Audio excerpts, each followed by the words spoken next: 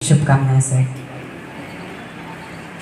Sir, जब मुझे कहा गया कि आपका मुझे साक्षात्कार लेना है तो मैंने कुछ सर्च इंजिन्स पे आपके विषय में सर्च किया। आपकी जब फ़ोटो मुझे दिखी, मुझे ना एक अपने मन में से एक कहीं कभी कभी ऐसा उठ के आता है कि मुझे तो इनके बारे में जानना है। पहली जो भावना थी वही मेरे से हुई कि मैं इन्हें कब देखूं। मैं पिछले 4 दिन से मतलब आपको देखने के लिए बहुत ही, फिर मैंने यूट्यूब पे गया और वहाँ पे आपके मैंने कुछ इंटरव्यूज़ देखे। फिर जब आपका जब आगमन हुआ तो बहुत प्रफुल्लित हो गया, बहुत खुश हो गया मैं। बहुत बहुत धन्यवाद। Thank you very much. Thank you. Sir,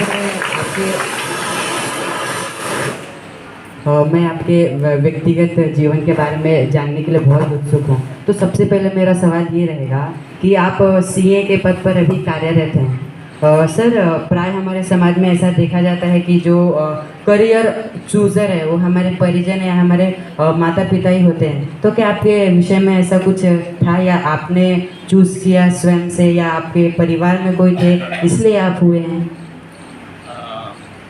पहले तो हेलो। पहले तो मैं आप सबको शिक्षक दिवस की शुभकामना दूंगा। और आपने मैडम ने, बख्शी सर ने मुझे बुलाया, उसके लिए बहुत बहुत धन्यवाद। आपने मेरे लिए क्वेश्चन पूछा कि मैंने सीए कैसे चुना। ऑनेस्टली ऐसा है कि मेरे को करीब 60 साल पहले जाना पड़ेगा। 50 साल, मैं अभी 66 का हूँ। मैंने भी आपकी तरह, आप मराठी मीडियम में पढ़ते हैं, मैंने पूरी शिक्षा हिंदी मीडियम से की थी, राजस्थान से की थी। और पढ़ने में बहुत ही कमज़ोर था। मतलब जो 11वीं तक की पढ़ाई है, जो हमारे पहले 10+1 सिस्टम होता था, 10+1+3, और आप जब भी 10+2+3 है, तो हायर सेकेंडरी तक मैं 2 बार फेल हुआ। तो मेरे को 2 साल ज़्यादा पढ़ना पड़ा, इसलिए आपसे थोड़ा 2 साल ज़्यादा पढ़ने का अनुभव है। एनीवे, हाँ, उस समय हमारे ज़माने में, आपके भी शायद 11th-12th में सब्जेक्ट लेने पड़ते हैं, हमारे ज़माने में 9th में सब्जेक्ट लेना पड़ता था। और मेनली 4 चॉइसेज थी कि आप साइंस मैथमेटिक्स लेंगे तो इंजीनियर बनना है, साइंस बायोलॉजी लेंगे तो डॉक्टर बनना है, और कॉमर्स लेंगे तो सीए बनने की कोशिश करेंगे, और आर्ट्स लेंगे तो आपका कोई भविष्य नहीं है। ऐसा ही सोचा जाता था। तो मेरे को ये अपने इंजीनियर बनने का शौक़ था, तो मैंने साइंस मैथमेटिक्स ली। तो उस समय शायद 9 सब्जेक्ट होते थे 9th में। 9 में से मैं सिर्फ 2 में पास हुआ, एक ड्राइंग में और एक मैथमेटिक्स में, बाकी सब में फेल हो गया।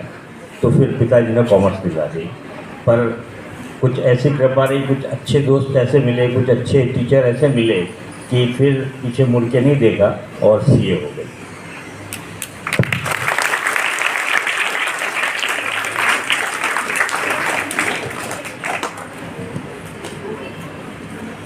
सर, आपने मैथमेटिक्स और ड्राइंग में आपकी मास्टरी थी, मतलब जो दोनों सब्जेक्ट्स हैं both are the depends on imagination, full on imagination.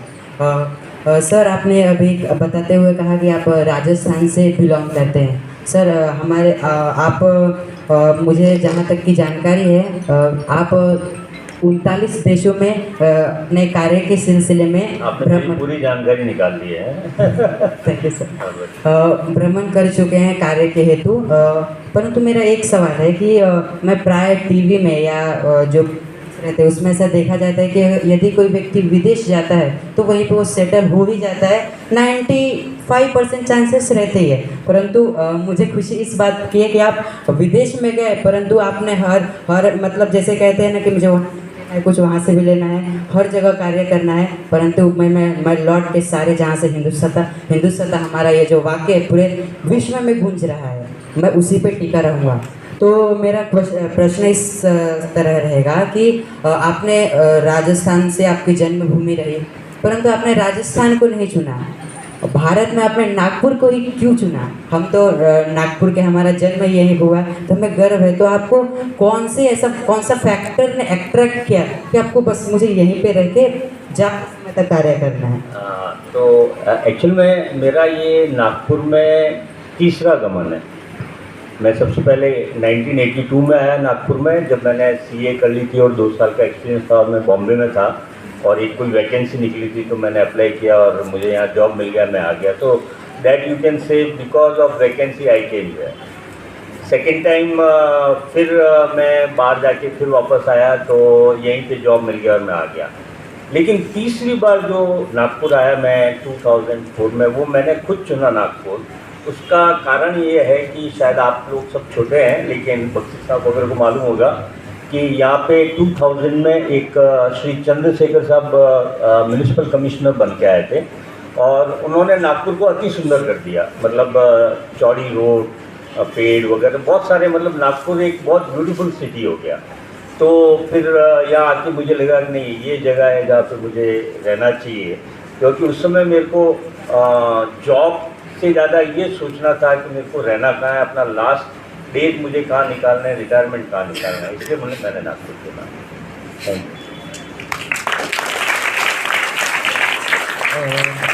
Nagpur चुनने का तो मुझे पता चल गया, पर अब मैं ये विचार अभी कर रहा हूँ कि आपके जीवन का टर्निंग पॉइंट क्या रहा होगा? जीवन का टर्निंग पॉइंट अलग अलग, क्योंकि जीवन मेरा काफ़ी बड़ा है, 66 साल हो गए, तो अलग अलग पॉइंट आते हैं। सबसे पहला टर्निंग पॉइंट था जब मेरे फादर ने मेरे को फोर्स किया कि नहीं, तुझे सीए ही करना है।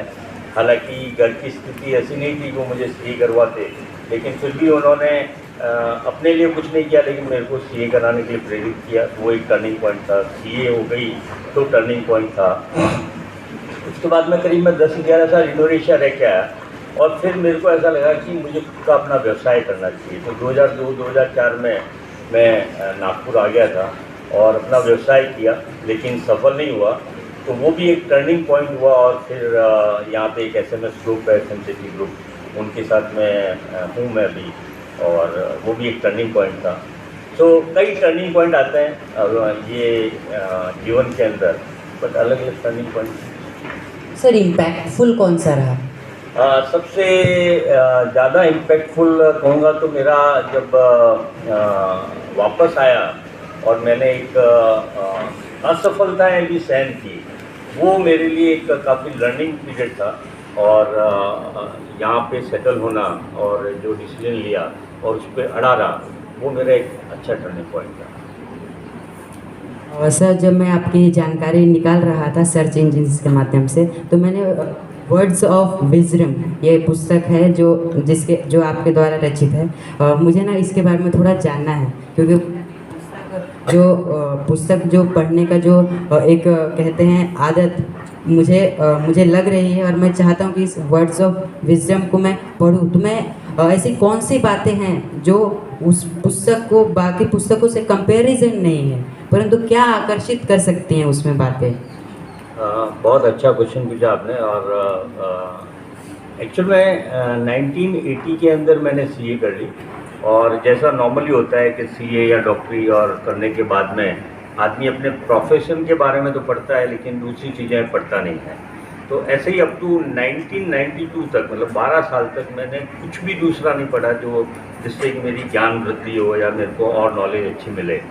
तब मेरे को एक हमारे ह्यूमन रिसोर्स एचआरडी के हेड थे मिस्टर जॉन विजयरंगम, आज शिक्षक दिवस पे मैंने उनको आज मैसेज भी भेजा कि भाई उन्होंने मेरे को दूसरी किताबें पढ़ने में रुचि दिलाई और स्टेज पे कैसे बात करना है उसके अंदर रुचि दिलाई।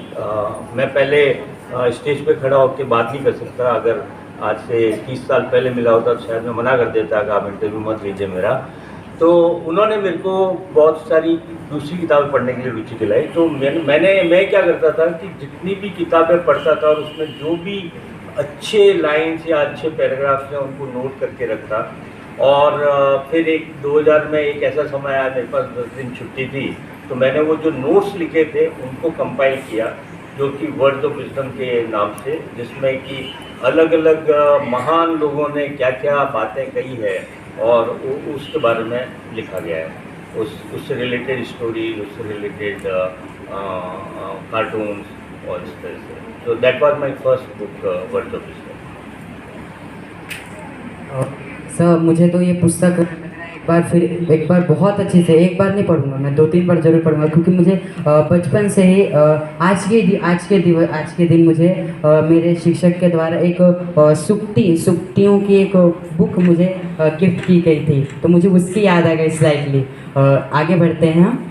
सर अभी अभी आपके द्वारा प्रोपेगेटिंग यूनिवर्सलिज्म, ये आपने अभी अभी शुरू किया ही है।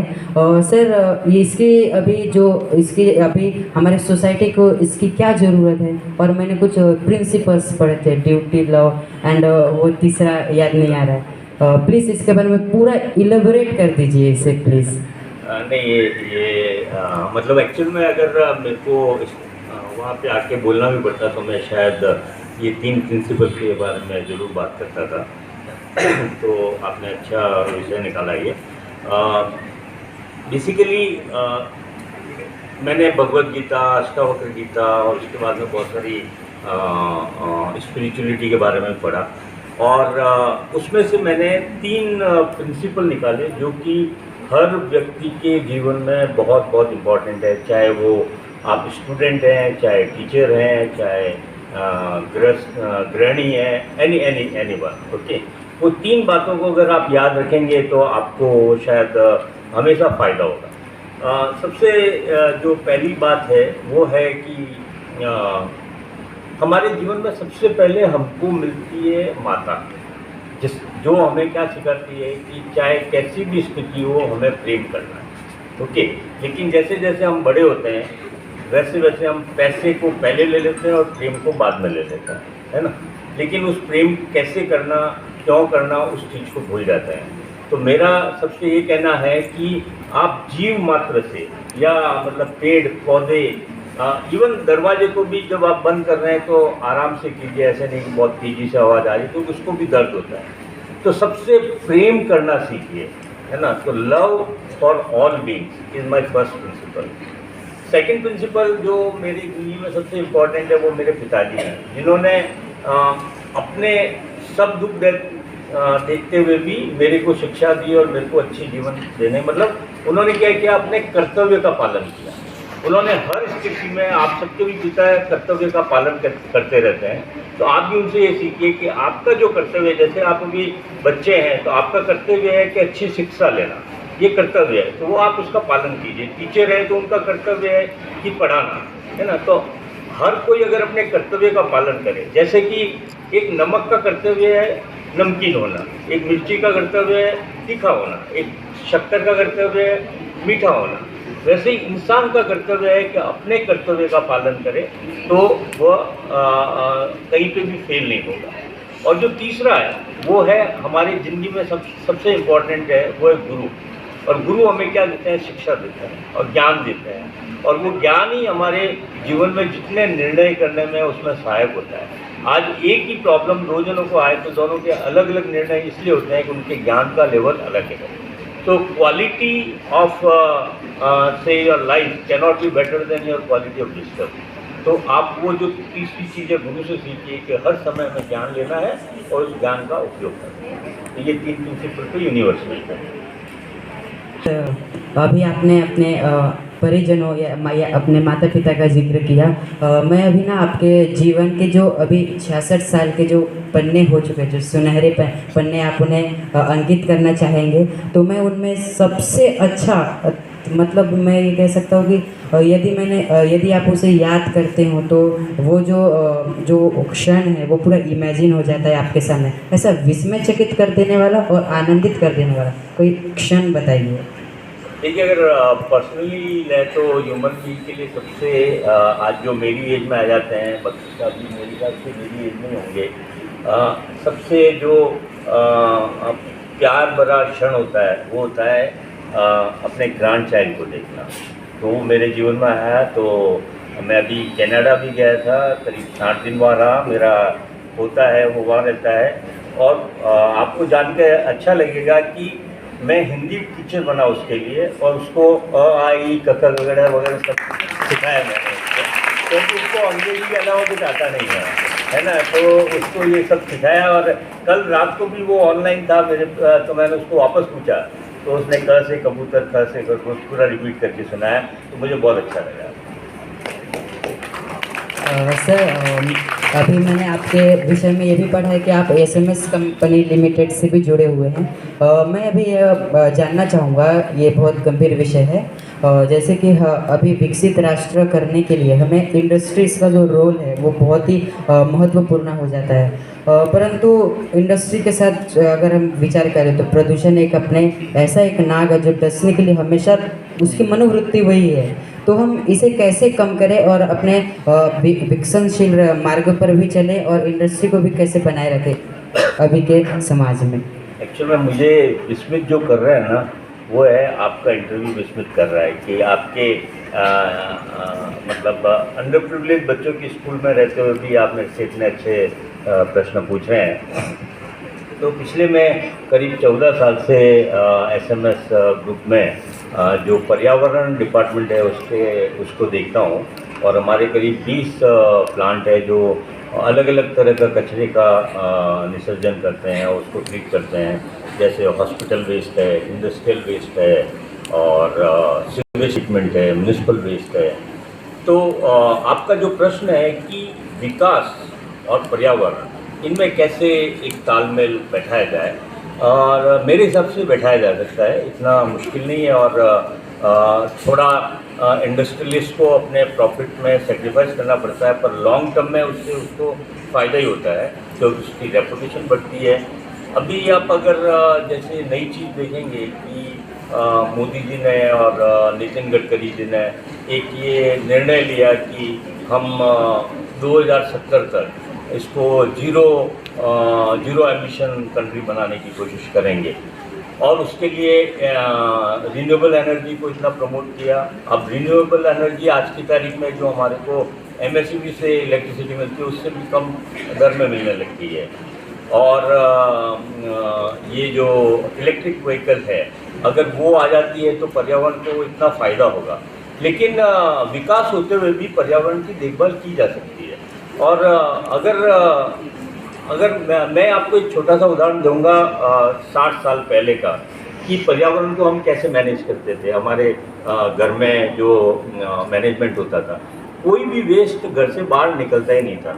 वेस्ट होता था तो या तो कुत्ते के लिए रोटी दी जाती थी या गाय के लिए रोटी दी जाती। जो खाना बच जाता वो कुत्ते या गाय या दूसरे जानवरों को दे दिया जाता था।